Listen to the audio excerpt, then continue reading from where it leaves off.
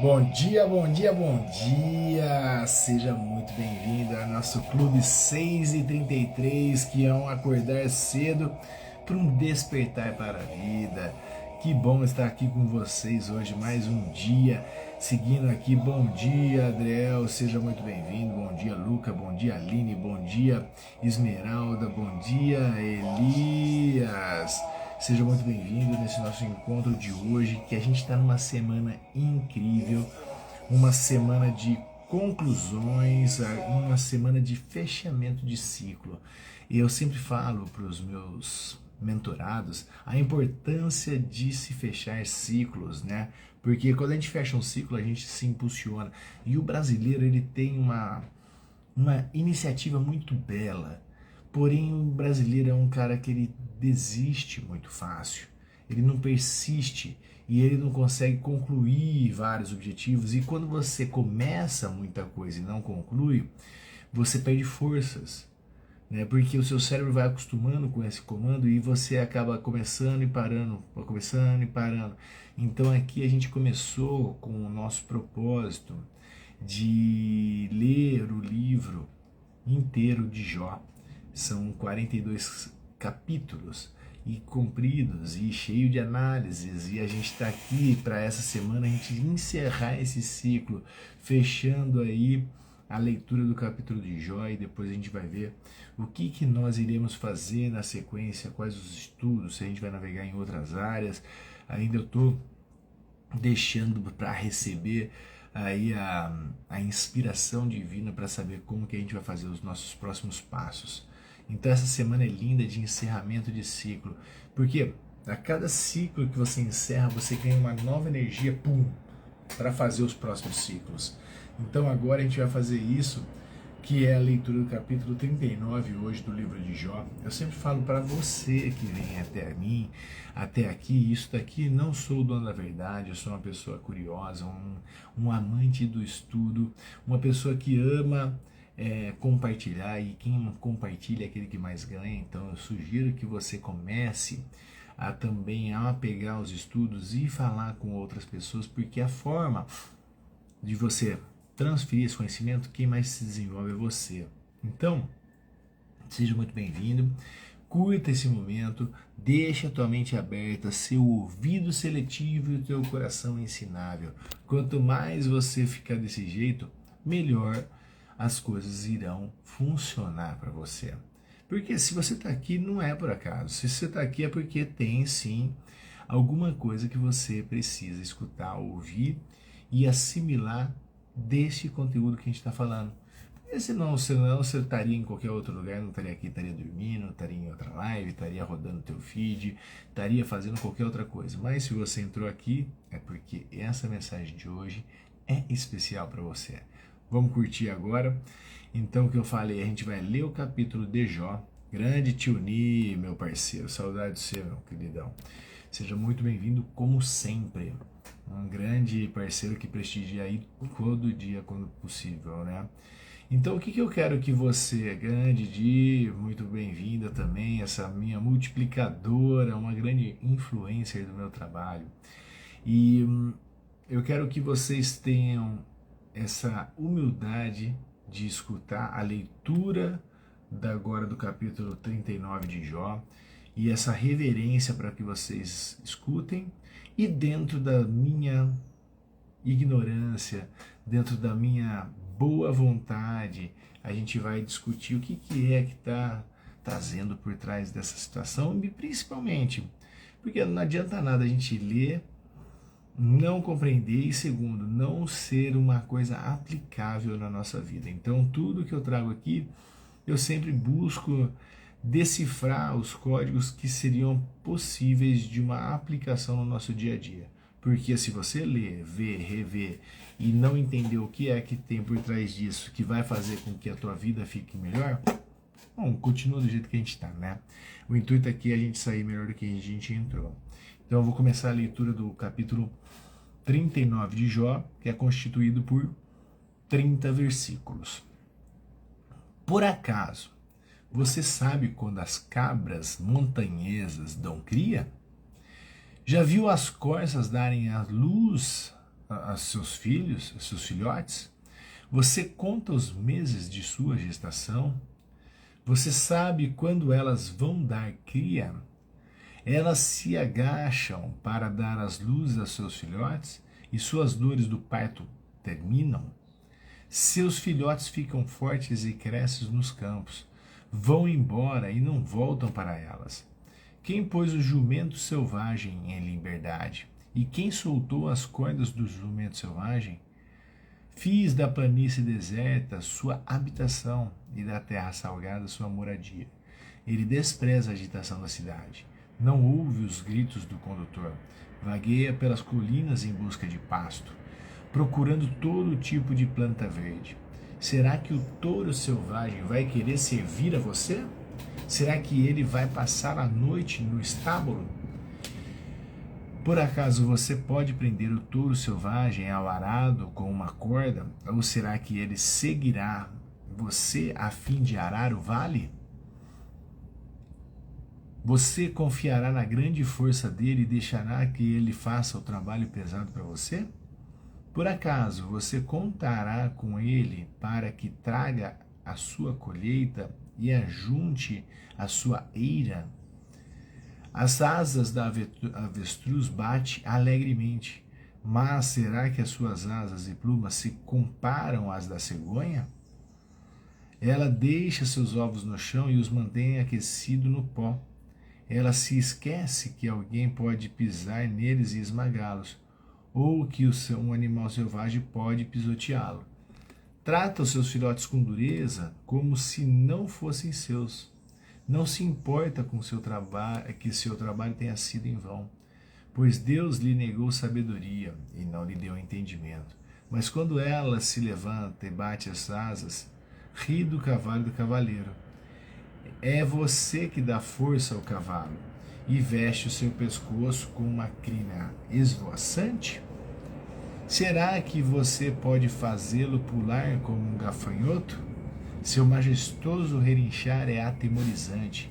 Ele escarva o chão do vale e alegra-se muito, sai correndo para a batalha. Ele ri do medo e não se assusta com nada. Não recua por causa da espada. Sobre ele chacalha e alvaja, a lança e o dardo brilham. Tremendo e agitado ele sai galopando, não consegue ficar parado ao som da buzina. Ao toque da buzina ele relincha. De longe sente o cheiro da batalha e ouve os gritos do comandante e o grito da guerra. Será que é por causa do entendimento que você tem que o falcão plana, estendendo suas asas para o sul? Ou é as suas ordens que a águia voa para cima e constrói seu ninho no alto, passando a noite num rochedo, na fortaleza onde vive num penhasco? Ele dá ela, de lá ela procura alimento, seus olhos enxergam longe, seus filhotes bebem sangue, e onde há mortos, ali ela está. Olha que interessante a leitura desse capítulo 39 do livro de Jó. Ele fala, Deus está conversando com Jó desde o outro capítulo no 38 também, falando das grandiosidades que ele faz e que a gente nem imagina que acontece. Esse lance de todas essas associações que ele faz com os animais, que Deus cuida de tudo, e a gente não faz nem ideia das dinâmicas. Aí você não sabe por que na tua casa tem situações como por que a borboleta rasteja, entra no casulo e voa. Cara, Deus é grandioso. E ali ele está questionando Jó. Você pode perceber que desde ontem, quando a gente começou nossa parte final do estudo do livro de Jó, aonde foi a maior parte dele, o sofrimento de Jó e a discussão com os amigos dele, e Jó sempre tendo uma postura, aí agora desce Deus para trocar uma ideia com Jó, e está falando da grandiosidade. Ele está falando de tudo isso que acontece. Mesmo as desgraças de Jó têm um propósito divino por trás disso. Então amanhã a gente vai ver o capítulo 40, depois 41 e 42 a gente fecha esse nosso estudo com chave de ouro. Mas o que você tem que saber? Que nós somos nada. É um pó Por isso que fala do pó a gente veio, do pó a gente vai voltar.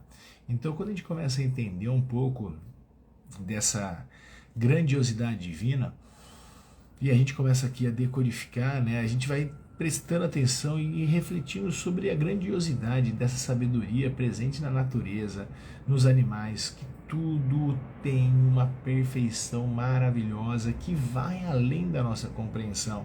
Não adianta a gente achar que a gente sabe de alguma coisa, porque a gente já não sabe de nada. Você não sabe nem como que o ser humano começa sendo formado. A gente sabe que um espermatozoide, um óvulo é fecundado e de repente começa a multiplicar células e vira um ser humano dentro do outro ser humano, mas ninguém consegue explicar isso.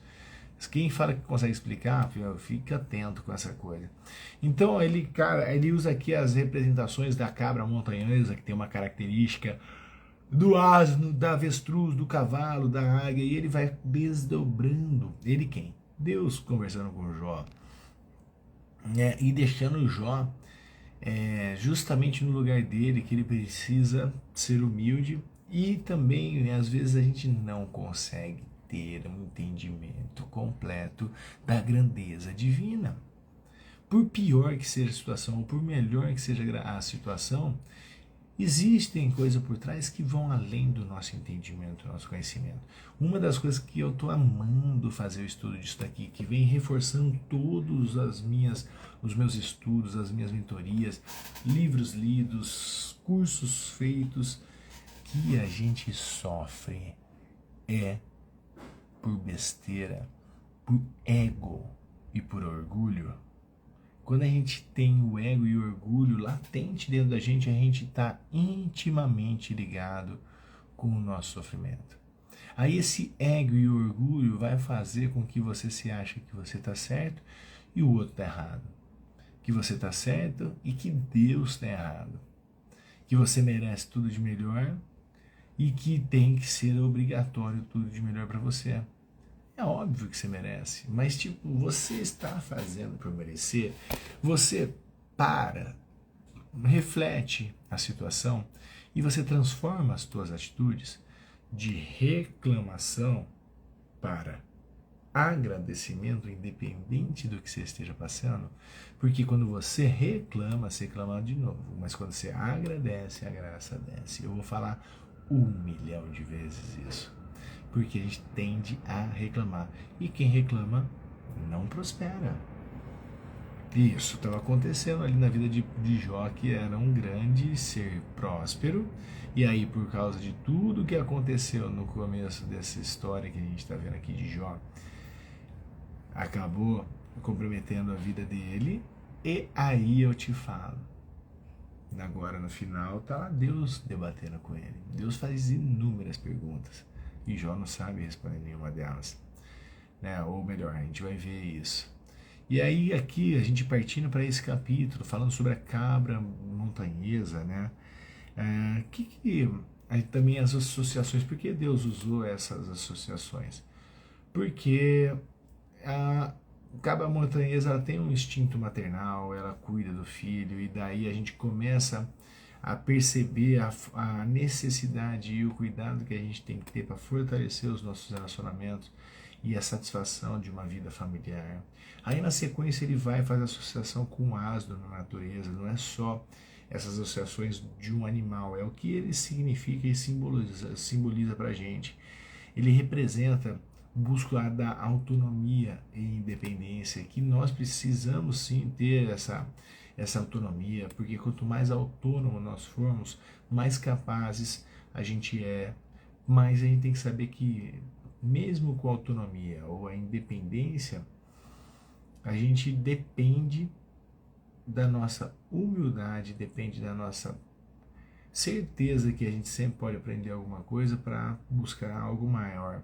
Então, essa situação, ela está intimamente ligada com as realizações pessoais e a nossa autenticidade na vida, né?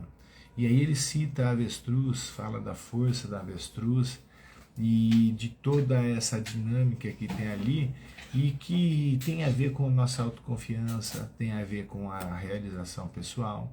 E aí ele vai falando do cavalo, né? A gente fala o horsepower, a força do cavalo, né? Que é um cavalo, é um ser corajoso, determinado, que ele enfrenta os desafios, por isso que ele sabia das batalhas, das guerras, ele sente o cheiro, e é uma coisa legal que ele está trazendo um cultivo da gente ser mais resiliente, a gente ser ali determinado, perseverante, mesmo diante das adversidades, porque tudo quer jogar contra. As pessoas jogam contra a gente, as pessoas estão mais nos desestimulando do que estimulando. Então eu preciso ter discernimento disso para poder fazer o que tem que ser feito. E nisso você começa a construir uma relação com você mais saudável. E isso não tem nada a ver com egoísmo, isso daí tem a ver justamente com autoconhecimento, com amor próprio. E quanto mais eu me amo, me aceito e me cuido, mais fácil fica de eu conseguir viver essa vida e impactar a vida dos outros positivamente. Que a nossa verdadeira missão é a gente estar bem e deixar o máximo de pessoas ao nosso redor bem. Quando você chegar nesse nível, você vai ver que a tua vida ela vai mudar de uma forma extremamente forte. Você para de perguntar quem é que pode me ajudar, quem é que me tira dessa situação, por que isso está acontecendo comigo? Para de fazer essas perguntas e passe a perguntar o que é que eu posso fazer de melhor com o que eu tenho na minha mão agora. O que é que eu preciso aprender que eu não aprendi ainda? Como eu posso tirar proveito dessa situação horrível para eu transformar ela numa bênção? Quando você mudar essas perguntas e a sua atitude mediante os seus desafios, você já deu um passo gigantesco para viver o paraíso na Terra. Coisa que nunca será uma verdade, porque a Terra é um internato para você aprender, estudar e se desenvolver mentalmente, fisicamente e espiritualmente. Nunca acha que aqui a gente vai ter bolinho, tanto é que Cristo deixou claro, o mundo jaz no maligno, só que ele também deixou a mensagem, eu venci o mundo. E ele deixou outra mensagem, eu vos dou a paz, não vos la dou como o mundo dá. E ele deixou mais outra mensagem, falando que vós sois deuses, o que eu fiz, vocês poderão fazer coisas ainda maiores. Então só me trouxe mensagem de esperança, de tranquilidade, de que eu estou no caminho certo. E eu parei do mimimi e passei a assumir a postura que tem que ser para eu transformar os resultados. Se disserem para você que é fácil, corre. Mas se disserem para você que é possível, acredite. A única coisa que você não tem é um entendimentozinho ou a ação necessária para você transformar todo esse seu jogo.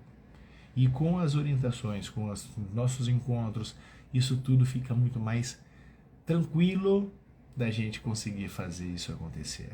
Porque às vezes você só não sabe uma coisinha e alguém sabe essa coisinha. Então, quanto mais aberto, quanto mais interessado, quanto mais vontade de se desenvolver você tiver, mais você acessa esse momento e você consegue decodificar coisas que você não via antes. Então, busque ajuda. Sempre tem alguém que sabe um pouquinho mais do que você e que possa aliviar a tua carga. E o meu papel como um mentor é justamente aliviar essa carga tua, porque eu estou numa perspectiva de fora e eu consigo identificar coisas que você não consegue, assim como o jogador não consegue ver naquele plano que ele está dentro do campo e o técnico está do lado de fora para ver justamente o que o jogador não está vendo. Só que qual é a coisa? O técnico vê o que o jogador não está vendo, só que o técnico não pode fazer o que o jogador tem que fazer. São duas coisas distintas, mas o técnico pode orientar e o jogador, se for sábio, escutar e dar o show dele dentro do campo. Você entendeu isso? Então, seja você o jogador obediente, que não é que segue que não é mandado. É um jogador obediente, é o que sabe ouvir. E além de ele ouvir, ele vai lá e faz o que ele já tem de melhor. Tá entendendo isso? Fazendo sentido? Se tá fazendo sentido para você que tá aqui ao vivo ou para você que está gravado, comente. Sim, faz sentido. Escreve aí. Sim, faz sentido. E você comentando, você já está ativando, você está criando um movimento.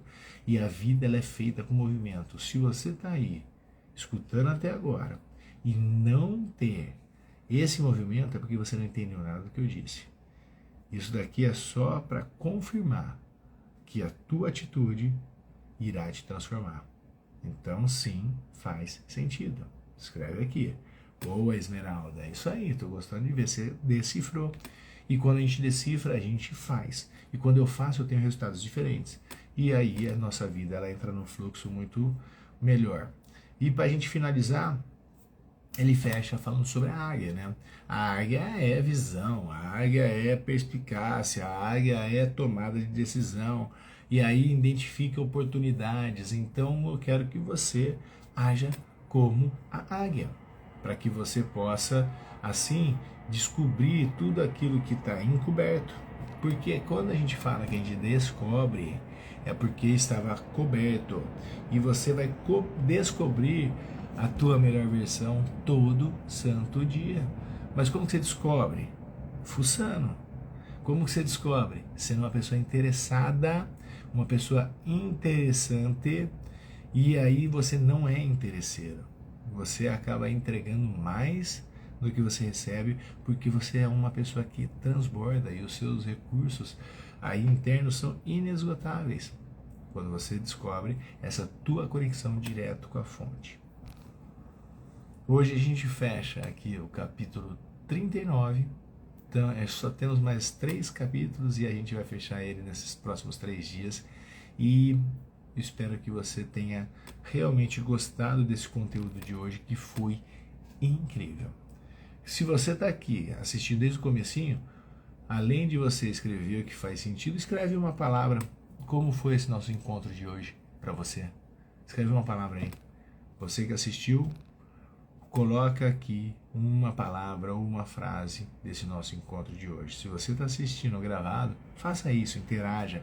Coloque aí para que a gente possa ir mapeando e entendendo. Você tem o poder na tua mão. O que falta é apenas um conjunto de informação para você ter a ação correta para você transformar a tua vida. E este livro sagrado chamado Bíblia, ele solta diversos códigos e nos dá orientações de quais ações a gente tem que fazer. Encorajador, Esmeralda, é isso aí, que legal, fico contente de que isso servia. Incentivador, Rita, que legal, é gostoso ver isso daí. E façam dessas suas palavras a palavra de ordem do seu dia. Vai lá e use essas tuas virtudes, esse reconhecimento que você tem aí dentro de você e coloque em prática. É aí que muda a vida. A vida é feita de atitude e você nos encoraja. Sim, eu posso sim fazer isso. Eu sou um encorajador. A única coisa que eu não posso fazer, nem Deus pode fazer por você, é a tua parte.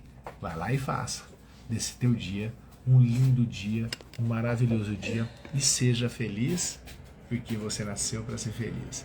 Até amanhã, a gente se vê no estudo do capítulo 40 do livro de Jó. Um beijo, galera, fiquem com Deus e a gente se vê amanhã.